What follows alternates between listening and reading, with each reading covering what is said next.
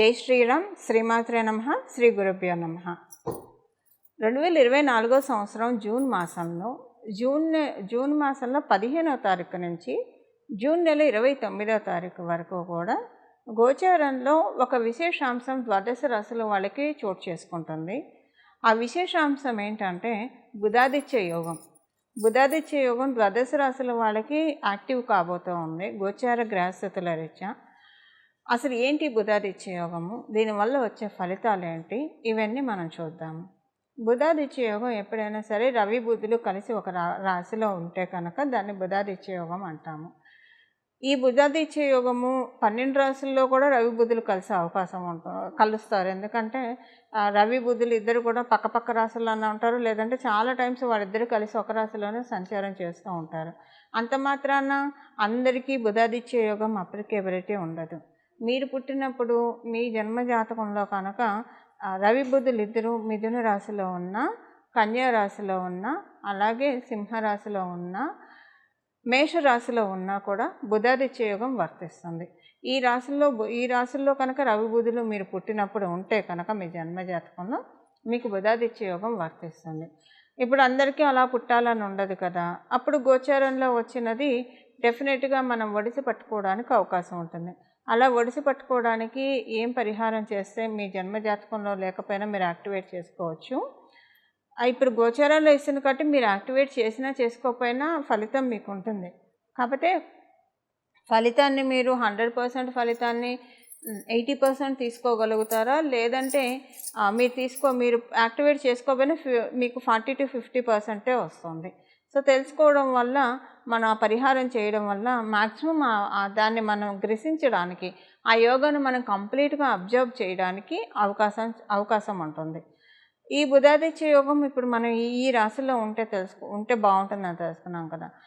మీరు పుట్టినప్పుడు కనుక ఈ రాశిలో మీకు బుధాదిత్య యోగం ఉంటే ఇప్పుడు గోచారంలో వచ్చింది కాబట్టి ఇది నిజంగా ఇంకా చాలా ప్లస్ అవుతుంది. మీకు అందరికంటే కూడా ఎక్కువగా మీకు శుభ ఫలితాలు ఉంటాయి. అయితే ఇప్పుడు మనం కొంతమంది మనకి చెప్పే కంప్లైంట్, మనం తరచుగా వినే కంప్లైంట్ ఏంటంటే నాది యోగ జాతకం కాదు అని కొంతమంది బాధపడుతూ ఉంటారు, అనుకుంటూ ఉంటారు. వాళ్ళ జాతకాన్ని వాళ్ళు నిందించుకుంటూ ఉంటారు. అయితే యోగాలు అనేవి మనకి గోచరంలో గ్రహదేవతలు కలిగిస్తూ ఉంటారు. మనం పుట్టినప్పుడు గోచర గ్రహదేవతలు కావచ్చు, మన జన్మ గ్రహస్థితిలో యోగాలు ఉంటే అవన్నీ యాక్టివేట్ అవుతాయి. ఒక్కొక్కసారి మనకున్న యోగాలు నిద్రాణంగా కూడా ఉంటాయి, వాటిని యాక్టివేట్ చేసుకుంటేనే యాక్టివేట్ అవుతాయి. ఒక్కోసారి అవయోగాలు కూడా నిద్రాణంగా ఉంటాయి. అవయోగాలు నిద్రాణంగా ఉంటే మంచిదే, వాటిని యాక్టివేట్ చేసుకోకపోతే మనకంటే ఈ జన్మలో అవయోగం ఉన్నా కూడా పూర్తిగా అనుభవించకుండా మనల్ని తేలిగ్గా గట్టెక్కిస్తాడు పరమాత్ముడు. సో అవయోగం నిద్రాణంగా ఉంటే అక్కడ అర్థం ఏంటంటే ఇంకా భగవద్ ఉపాసన, భగవద్ ఆరాధన ఎక్కువగా చేసుకుంటే ఆ అవయోగం నుంచి తొందరగా మనం అంటే వచ్చే జన్మలకి, ఉత్తర జన్మలకి వాటిని క్యారీ చేసుకోకుండా కాపాడబడతాం. ఒకసారి తెలియకుండా కూడా చాలామంది అవయోగాలను యాక్టివ్ చేసుకుంటూ ఉంటారు. అవయోగాలను ఎలా యాక్టివ్ చేసుకుంటారు అనే విషయం అసలు దీనికి సంబంధించి సపరేట్గా ఒక స్పెషల్ వీడియో మళ్ళీ మనం మాట్లాడుకుందాం. బట్ ఇప్పుడు దీనికి సంబంధించి మనం మాట్లాడుకుందాం. యోగం ఇనాక్టివ్లో ఉంటే కష్టం కదా. యోగం ఇనాక్టివ్లో ఉంటే యోగాన్ని యాక్టివేట్ చేసుకోవాలి. ఇప్పుడు గోచారంలో నాది యోగ జాతకం కాదు అని బాధపడేవాళ్ళు, వాళ్ళ కోసమే గోచారంలో గ్రహస్థితులు మనకి ఇలాంటి చక్కటి అవకాశాన్ని కల్పిస్తూ ఉంటాయి అన్నమాట. ఈ యోగం వచ్చింది, ఇది చేసుకుంటే కనుక మీకు అది ఇంకా మొత్తంగా మీరు తీసుకోవడానికి అవకాశం ఉంటుంది. లేకపోయినా కూడా ఉంటుంది, అవి పరిహారం చేసుకుంటే ఇంకా ఎక్కువగా గ్రాప్ చేసుకోవడానికి అవకాశం ఉంటుంది. ఇప్పుడు చూడండి, మనకి లాటరీ ఉంటుంది. ఇప్పుడు లాటరీలను చాలామంది వేస్తూ ఉంటారు. అప్పుడు ఒక్కొక్కసారి లక్కీ డిప్లో కొంతమందికి వస్తూ ఉంటుంది. అంటే వాళ్ళకి యోగం స్టార్ట్ అయ్యి యాక్టివేట్ అయితేనే అలాంటివి వస్తుంటాయి. అంటే ఇది ఓన్లీ దీనికనే చెప్పట్లా, ఉద్యోగంలో ప్రమోషన్ కావచ్చు, వాళ్ళు లక్కీ ఫెలో అని అనుకుంటారు. వ్యాపారస్తులను కావచ్చు, ఉద్యోగస్తులను కావచ్చు, ఎక్కువగా శ్రమ పడకుండా సంపాదించేస్తున్నారు. ఎక్కువగా శ్రమ పడకుండా సంపాదించే జాతకులు గురుబలం ఉన్నవాళ్ళు, బుధాదిత్య యోగం ఉన్నవాళ్ళని నిస్సందేహంగా చెప్పచ్చు. ఉద్యోగ వ్యాపారంలో వాళ్ళు రాణిస్తున్నారు, ఎక్కువ శ్రమ పడకుండా అంటే డెఫినెట్గా వాళ్ళకి గురుబలం, రవి బుధ బలం అంటే బుధాదిత్య యోగం ఉంటేనే ఉంటుంది. దానికి ఏం పరిహారం చేసుకోవాలి? ఇప్పుడు మీ అందరికీ కూడా బుధాదిత్య యోగం యాక్టివేట్ అవ్వాలంటే ఇప్పుడు గోచారంలో ఉంది కాబట్టి అది యాక్టివేట్ అవ్వాలంటే ఇప్పుడు గోచారంలో మనకి వర్షం పడుతూనే ఉంటుంది. దాన్ని నిల్వ చేసుకునే వాళ్ళకి సంవత్సరం అంతా స్కేర్సిటీ లేకుండా చక్కగా వాటర్ సరిపోతుంది. నిల్వ చేసుకోలేని వాళ్ళకి అందరితో పాటు వర్షం పడుతుంది, కానీ నిల్వ చేసుకోలేరు కదా. సో అలానే ఇక్కడ సేమ్ అదే విషయం వర్తిస్తుంది. అలాగే ఇప్పుడు టీచరు ఒక క్లాసులో కావచ్చు, ఒక యూనివర్సిటీలో కావచ్చు, టీచర్ అందరికీ సమానంగా టీచ్ చేస్తుంది. కానీ యోగం బాగా ఉన్నవాళ్ళు ఎక్కువ పాయింట్స్ క్యాచప్ చేయగలుగుతారు. టీచర్ చెప్పిన దాంట్లో ఎక్కువ పాయింట్స్ వాళ్ళు ఎక్స్ట్రాక్ట్ చేయగలుగుతారు వాళ్ళ బ్రెయిన్ తోటి.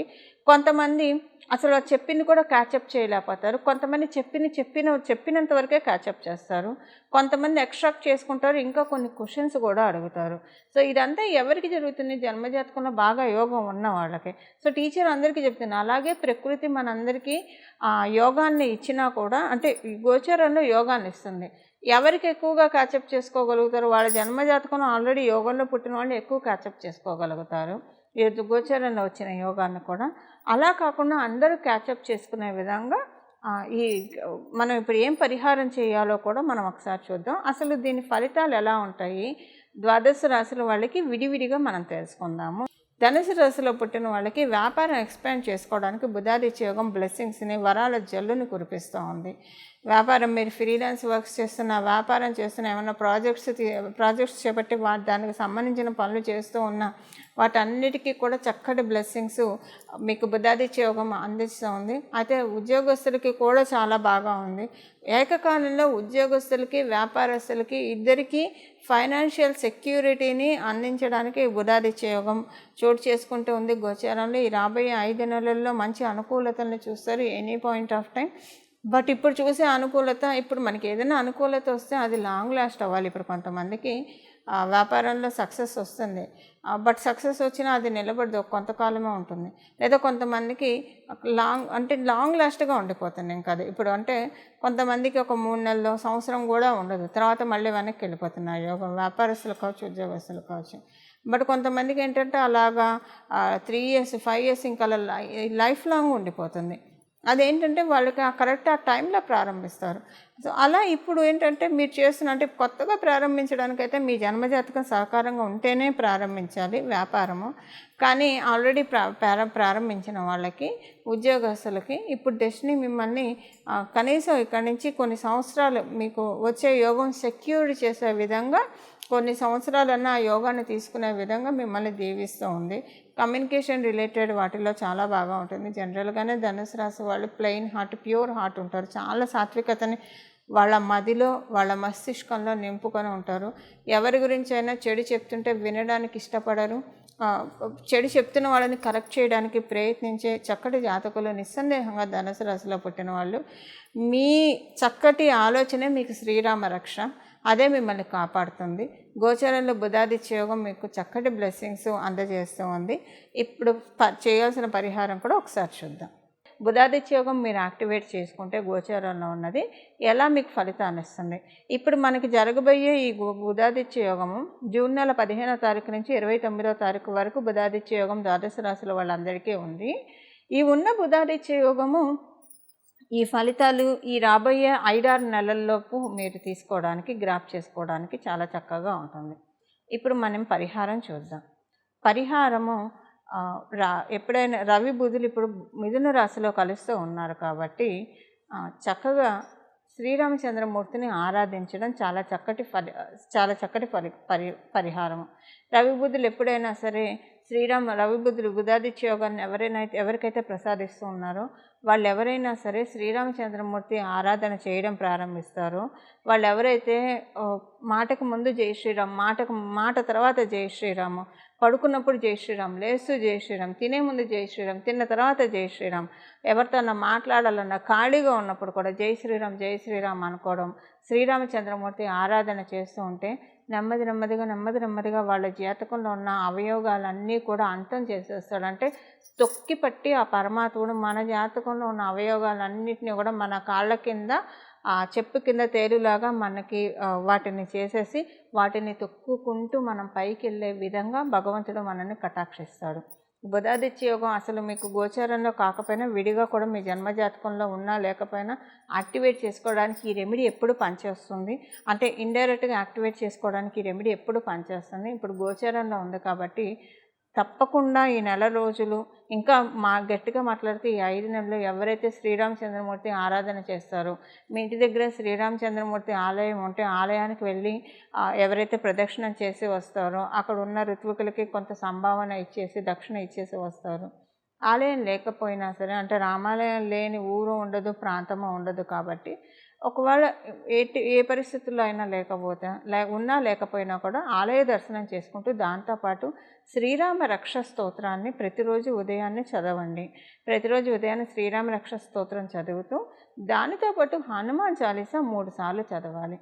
3 సార్లు హనుమాన్ చాలీసా చదవడం వల్ల శ్రీరామచంద్రమూర్తిని ఎప్పుడైనా హనుమంతుడితోటి కూడి ఆరాధించడం వల్ల ఏమవుతుందంటే, ఎప్పుడైనా సరే శ్రీరామచంద్రమూర్తిని ఆరాధిస్తూ ఉండడం వల్ల తెలియకుండానే కొన్ని చుట్టూ పరిస్థితులు ఏమన్నా ఇబ్బందికరంగా అవుతూ ఉన్నాయేమో అన్నట్లు కలిమాయ మనల్ని ప్రలోభపెడుతూ ఉంటుంది. అందుకే చాలామంది శ్రీరామచంద్రమూర్తిని ఆరాధించడానికి కొంతమంది భయపడతారు. అది అస్సలు చాలా అపోహ. శ్రీరామచంద్రమూర్తి మోక్షాన్ని, కైవల్యాన్ని ప్రసాదించే పరమాత్ముడు. ఆయన్ని పట్టుకొని సర్వస్వ శరణాగతి చేస్తే మన జీవితంలో సాధించలేనిదంటూ ఏముండదు. కాకపోతే ఈ కలిమాయ వల్ల, ఈ లౌకిక మాయ వల్ల భయపడుతూ ఉంటారు చాలామంది. అసలు చదువుకోగానే ప్రారంభించగానే ఏవో ఒక అవరోధాలు, ఇంట్లో ఏవో ఒక ప్రతికూలతలు చూసి అమ్మో ఈ పూజ వల్ల ఇలా అయిందేమో అన్న భ్రమలోకి, అపోహలోకి వెళ్ళిపోతారు. వాళ్ళు వెళ్ళేది ఆ భ్రమ అపోహలోకి కాదు, వాళ్ళకి తెలియకుండానే వాళ్ళు ఊబిలోకి కూరుకుపోతారు. ఊబిలోకి కూరుకుపోయిన వాళ్ళని పరమాత్ముడు కూడా కాపాడలేడని మనకు తెలుసు కదా. అలాంటి పరిస్థితుల్లోకి కలిపురుషుడు, కలిమాయ లాగేస్తుంది అనమాట.